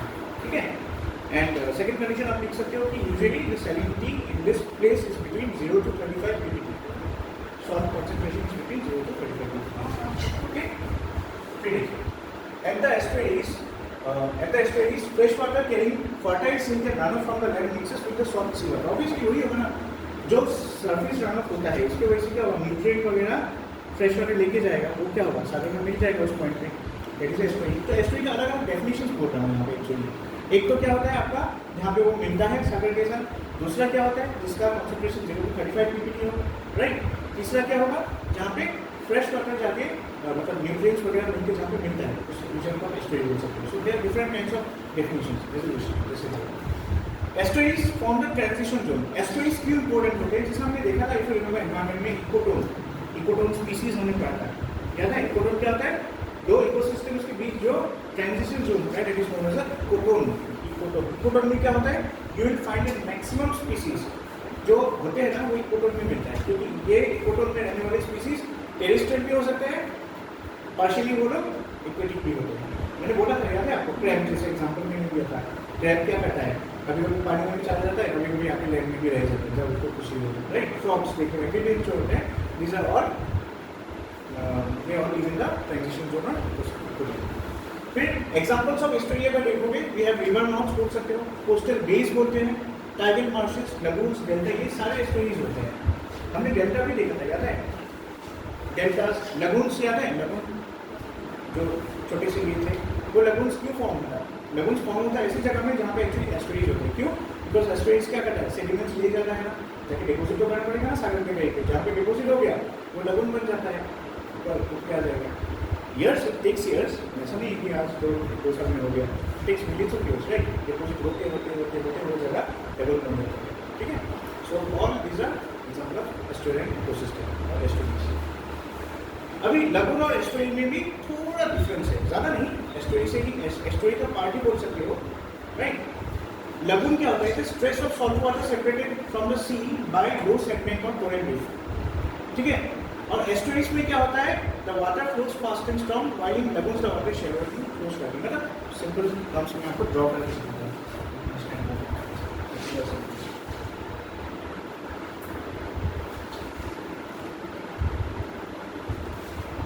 यहाँ पे देखिएगा दोनों में क्या डिफरेंस है, एक आप इसे लिखते हैं एस्टुअरी और एक है लगून। सो एस्टुअरी में पहला चीज क्या है, यहाँ पे एस्टुअरी में जो पानी आएगा स्ट्रीम से वो क्या होगा, फ्रेशन फास्ट होगा ना, डायरेक्ट आ रहेगा। एस्टुअरी के आसपास की जो वाटर है वो वाटर कैसे होंगे, फास्ट फ्लो करेंगे। एंड लगून में क्या होता है, वो तो पूरा सागर के बीच ही है, तो उसमें पानी क्या होगा, तो वेव होगा उसमें, बट पानी का तो खुद का स्पीड नहीं है ना, वो जस्ट फ्लोट करता रहेगा उस आसपास पानी लगून के, ठीक है। और लगून आपने देखा होगा, मूवीज में भी देखा होगा, it's like a small island, isn't it. मान लो एक वाटर बॉडी है, वाटर बॉडी में कहीं एक छोटा सा टापू की तरह देखोगे, इसमें कुछ ऐसे ऐसे पेड़ लगे होंगे, इससे लगून, राइट। एस्टुअरीज कैसा होता है, क्योंकि एस्टुअरीज ये जैसे समुद्र है, तो इसमें जाके इस वाले पार्ट में जैसे कुछ मिल रहा है ना, इसमें कुछ डिपॉजिट्स करेंगे, ठीक है। So it is very close to the water body, but lagoons are away from the water body, पहली चीज। दूसरा क्या है, estuaries are usually deeper in lagoons, estuaries will be deeper in lagoons, क्यों, क्या होगा, यहाँ पे डिपॉजिट तो होगा ही, but at the same time erosion भी तो हो रहा है ना वहाँ पे। सो यहाँ पे जो डेप्थ होगा एस्टुअरी के आसपास वो क्या होगा, कटिंग की वजह से थोड़ा ज़्यादा होगा, बट इसमें कोई स्टिल वाटर है, वाटर का कोई स्पीड ही नहीं है ना उसमें, तो कहाँ से वो लोग इरोजन में डिपोजिट करेंगे लगून में, राइट। तो जैसे ही लगून वैसे ही रहेगा। फिर और क्या हो सकता है, lagoons are form due to falling in sea levels. Lagoons usually कैसे होता है, due to falling the sea level. जैसे देखो जमा होते गया वो जगह में, लेकिन वो लगून्स क्या होता है, यूजुअली पानी के अंदर ही रहता है, लेकिन कभी कभी क्या होता है, किसी वजह से जैसे पानी का लेवल डाउन हो गया, ठीक है, हाई टाइड लो टाइड में कुछ चेंजेस आते हैं, वो इमर्ज थोड़ी देर के लिए, मतलब 1-2 दिन के लिए वो उभरते हैं, फिर पानी के नीचे चले जाते हैं, ऐसा होता है लगून्स में, बट एस्टुअरी में ऐसा नहीं है, ठीक है। और सो यूजुअली अगर देखोगे lagoons are form due to falling in sea level. So coastline of emergence आप बोल सकते हो, लगून्स जो केरला कोस्ट है, हमने पढ़ा था ना यूज में, coast of emergence and coast of submergence, उसमें हमने जो केरला कोस्ट देखा था वो क्या था, इमर्जेंस वाला था, राइट। तो उसमें क्या होता है आपका, इट्स काइंड ऑफ लगून, जो जैसे पानी, देखो केरला एक बहुत परफेक्ट एग्जाम्पल है, अगर देखोगे सपोज ये मान लो केरला, तो ये वाले जो हमारे, आपको पता है ना कि कॉन्टिनेंटल शेल्फ बोलते हैं, ठीक है, लैंड मास के जो अगर थोड़ा अगर जाओगे यहाँ तक मतलब आपको डायरेक्टली डीप ओशन नहीं मिलेगा, तो ये कॉन्टिनेंटल शेल्फ होते हैं इसको, बट कॉन्टिनेंटल शेल्फ। तो क्या होता है कभी कभी पानी जब यहाँ पे क्या होगा, पानी का जो लेवल है ना बहुत कम हो गया, तो क्या होगा ये वाला जो एरिया है ना वो ऊपर आ जाएगा। सो केरला का जो ये पार्ट है मालाबार कोस्ट, वो ऐसे ही है, कोस्ट ऑफ इमरजेंस। क्यों? बिकॉज केरला में जब पानी चला जाता है बैक हो गया, नीचे चला गया, तो वो ऊपर वाला जगह निकल आएगा, लेकिन पानी एक फिर उठ गया तो वो सबमर्ज हो जाता है। ठीक है, सो मान लो पानी थोड़ा पीछे चला गया वेव की वजह से, तो ये वाला जो कम्युनिटी के पास जो डिपोजिट्स हुआ था ना, तो छोटे छोटे लगून्स निकल आएंगे ऊपर, पानी चला गया, वाटर लेवल डाउन हो गया। ऐसा नहीं पानी पूरा कंप्लीटली सूख गया, जैसे मोजेज आया था पानी सारा चेंज हो गया, ऐसा नहीं है कुछ। ठीक है, यहाँ पे बस ये मान लो पानी थोड़ा चला गया, रिसाइड हो गया, सो इसलिए क्या हुआ यहाँ पे जो भी लैंड मासेस थे वो क्या हुआ थोड़ा पानी के ऊपर आ गया। सो ये छोटे छोटे लैंड मासेस भी लगोज फॉर्म हो जाता है, और ये टेम्परेरी होता है, क्योंकि पानी फिर हाई टाइड होगा तो पानी उल्टा साइड जाएगा ना, तो क्या होगा नीचे चला जाएगा लगोज। ठीक है, और अगर देखोगे when you talk about estuaries, estuaries are form due to rise in sea level, उस टाइम में सबमर्जेंस। एग्जांपल कोंकण कोस्ट यहाँ पे है। एस्टुअरीज क्या होता है, उल्टा होता है। एस्टुअरीज में क्या होता है, जब वाटर लेवल राइज होगा, सी लेवल राइज होगा, तो क्या होगा यहाँ पे जो रिवर्स या कोई वाटर बॉडी स्ट्रीम जिसकी वजह से कोई एस्टुअरी बन रहा था, ठीक है, तो यहाँ पे क्या होगा, अभी वाटर क्या होगा ऐसे जाएगा, तो क्या करेगा वो सबमर्ज कर देगा आसपास के एरिया को, तो क्या होगा सारा डूब गया, जो बचा रहा था कोस्ट के पास वही एस्टुअरी होगी। तो सिंपल टर्म में मैं बोल रहा हूँ, एस्टुअरीज एंड लगून्स में ये डिफरेंस है कि एस्टुअरीज में अगर देखोगे, एस्टुअरीज कहाँ पे बना है, इंडिया का जो आपका कोंकण कोस्ट है गोवा के पास, राइट, ये एस्टुअरीज है। और अगर आप देखोगे मालाबार कोस्ट में क्या है, this is lagoon. Why? Because here the water is going deciding, इसकी वजह से क्या हो गया ये लगून निकल गया है। इसमें क्या हो रहा है, जो पहले लगून आ रहा था भी यहाँ पे, लेकिन यहाँ पे पानी हमेशा क्या होता है रिसाइड नहीं होता है, वो क्या होता है उल्टा नेट की तरफ जाता है। सो क्या होता है ये वाला पार्ट डूब जाएगा, तो बचा जो रहेगा ये है coast, this is known as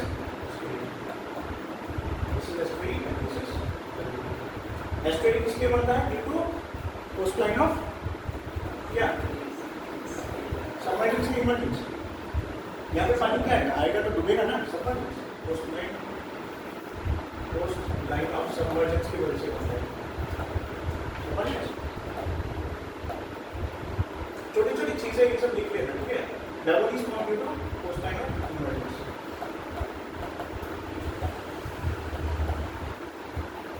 नाम बहुत कुछ अलग सा है, बेसिक चीजें हैं, देखो सिंपल, पानी आया डूब गया, इमर्ज हो गया, डबल निकल गया, सॉरी एस्टुअरी निकल गया, पानी चला गया, पानी सूख गया मतलब कम हो गया, वाटर लेवल नीचे आ गया, तो क्या आएगा लगून निकल आएगा। उसमें पानी जाने से एस्टुअरी निकलता था, इसमें पानी माने निकलने से लगून निकलता है। ठीक है, इसका opposite, this is the big differences you can see. कुछ डाउट है कुछ लोग, फिर हम लोग मैंग्रोव की तरफ जाएंगे, लास्ट स्लाइड है। घर में जाके पढ़ो थोड़ा, एक क्लियर आइडिया पिक्चर, और बना लो एक बढ़िया से, दो टेबल्स बना लेना ऐसा, एक साइड में मैप भी ड्रॉ कर लेना, जैसे कोंकण कोस्ट है, this is what coast line of submergence, और इसमें आप देखो यहाँ पे क्या होता है एस्टुअरीज ऑफ फॉर्म। नीचे आओ थोड़ा, तो क्या है आपका जो मालाबार कोस्ट है, केरला कोस्ट बोलते हैं तो उसमें क्या होता है कोस्ट लाइन ऑफ इमरजेंस है, उसमें जो पानी चला जाएगा तो वहाँ पे एस्टुअरीज नहीं निकलता, उसमें लगून निकलता है। ऐसे ऐसे आप डिफरेंस को सोच के लिख लीजिए, ठीक है, या वीडियो देख के स्किप करके नोट बना लेंगे।